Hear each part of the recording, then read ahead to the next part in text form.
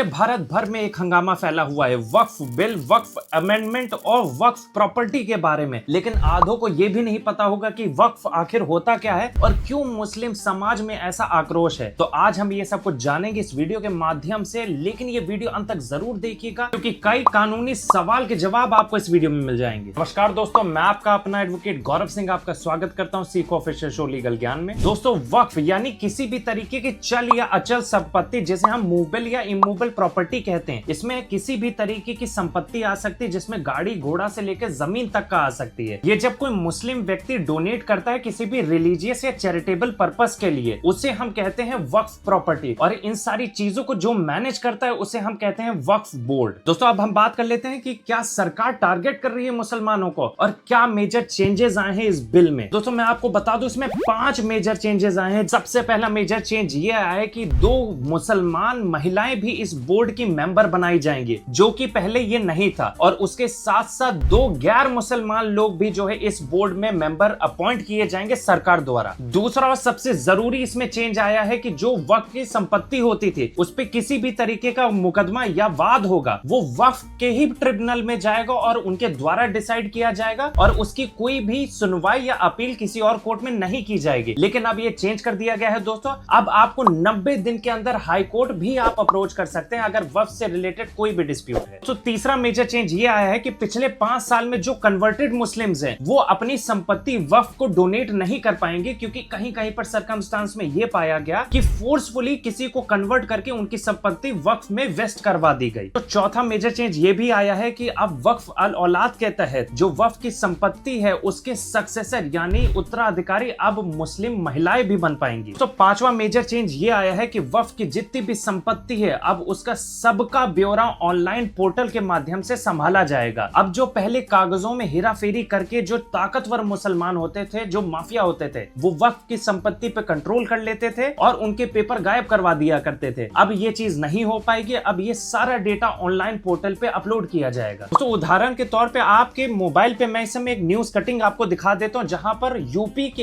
एक लोग अतीक अहमद के नाम से, जिनके पास 71 करोड़ रुपए की प्रॉपर्टी जब्त करी गई जो उन्होंने वक्फ की संपत्ति पे बनाया हुआ था। तो क्या इस बिल के माध्यम से वक्फ की संपत्ति को बचाया जा सकता है या नहीं? आप लोग अपना जो भी जवाब है या जो भी आपका सोचना है, ये सारी चीजें फीडबैक बॉक्स में लिखिए और अपनी आवाज को अगर बुलंद करना चाहते हैं तो वो भी जरूर से लिखिएगा। और उसके साथ साथ अगर वीडियो अच्छी लगी हो तो लाइक जरूर से कर दीजिएगा। धन्यवाद।